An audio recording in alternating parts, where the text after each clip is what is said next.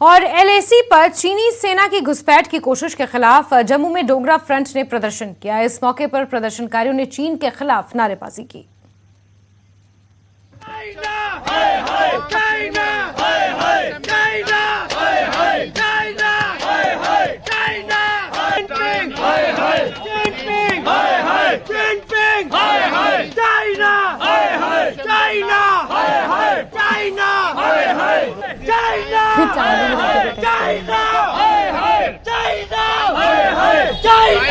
अरुणाचल प्रदेश में चल रहे इंडिया चाइना डिस्प्यूट को लेकर चाइना जो लगातार आगे बढ़ रहा है ताइवान इलाके में, उसके खिलाफ डोगरा फ्रंट शिवसेना द्वारा यहां धरना प्रदर्शन जो है वो दिया जा रहा है और चाइना के खिलाफ और चाइना के राष्ट्रपति शी जिनपिंग के खिलाफ नारेबाजी जो है यहां पर की जा रही है। आप तस्वीरों में देख सकते हैं शी जिनपिंग की फोटो जलाकर और उन्हें चप्पलों से मारकर उनकी तस्वीर को यहां पर उनके खिलाफ प्रदर्शन जो है वो किया जा रहा है। आप देख सकते हैं तस्वीरों में किस तरह से ये जो पोस्टर है शी जिनपिंग का वो जलाया जा रहा है और लगातार जो चाइना हिमाकत कर रहा है इंडियन टेरिटरी में एंटर होने की, उसके खिलाफ यहां पर नारेबाजी जो है वो की जा रही है। और इसीलिए साफ तौर पर मांग है कि चाइना के खिलाफ एक बड़ी कार्रवाई जो है वो इनके जो इंडिया है उनके द्वारा की जाए। जिस तरह से सर्जिकल स्ट्राइक और बालाकोट स्ट्राइक की थी, उसी तरह से एक बड़ी स्ट्राइक जो है वो कर जो है वो एक बड़ी मांग इनकी लगातार चल रही है, जिसमें कि इनकी मांग है कि ये कर रहे हैं।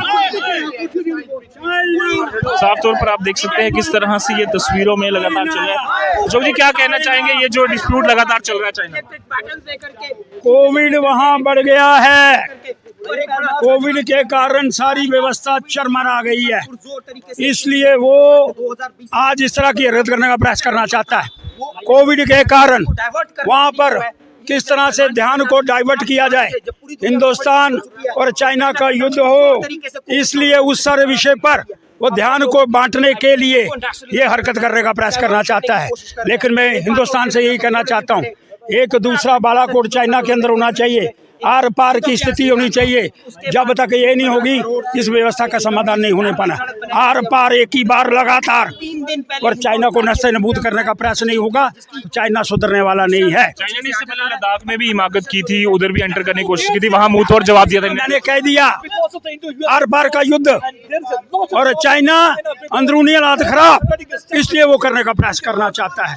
आर या पार एक ही बार लगातार, बिल्कुल आर या पार लगातार एक ही बार जो जवाब है चाइना को दिया जाए इंडिया द्वारा, वही अब मांग जो है वो यहाँ पर की जा रही है। और अरुणाचल में जो लगातार विवाद चल रहा है उसके खिलाफ जम्मू में भी अब जो विरोध और जो प्रदर्शन है वो लगातार चाइना के खिलाफ लगातार बढ़ रहा है। न्यूज़ 18 जम्मू कश्मीर लद्दाख के लिए जम्मू से मैं रजत बोरा। संसद भवन पर आतंकी हमले की आज बरसी है। आज इस हमले को 21 साल पूरे हो गए हैं। देश आज उन 9 वीर सपूतों को याद कर रहा है जिन्होंने लोकतंत्र के मंदिर की रक्षा करते हुए बलिदान दिया था।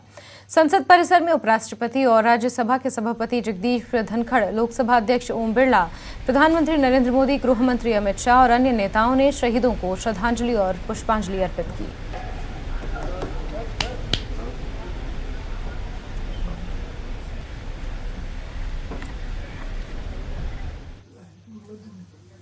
पीडीपी अध्यक्ष महबूबा मुफ्ती के मुताबिक सरकार जानबूझकर युवाओं को बेरोजगारी की ओर धकेल रही है। महबूबा मुफ्ती ने पुलवामा में मीडिया से बात करते हुए फायरमैन की नियुक्तियों में धांधली पर कहा कि ये हथकंडे जानबूझकर अपनाए जा रहे हैं, ये साजिश के तहत किया जा रहा है।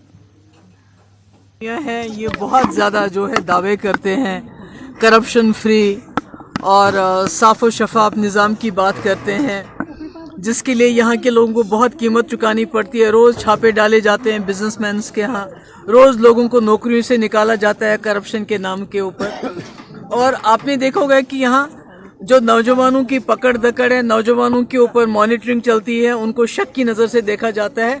उसके ऊपर सबसे ज़्यादा बेरोजगारी अगर कहीं है तो वो जम्मू कश्मीर में है। पिछले 2019 के बाद 4-5 साल से जितनी भी रिक्रूटमेंट हुई है उसमें धांधलियां होती नहीं है, बल्कि धांधलियां की जाती हैं, जानबूझ के धांधलियां की जाती हैं। नौजवान मेहनत करता है, इम्तिहान में हिस्सा लेता है, उसके बाद पता चलता है कि इसमें धांधली हुई है। तो ये कसूर किसका है? ये यहाँ की हुकूमत का कसूर है। सज़ा तो उनको लेनी चाहिए पर नौजवानों को सज़ा देते हैं।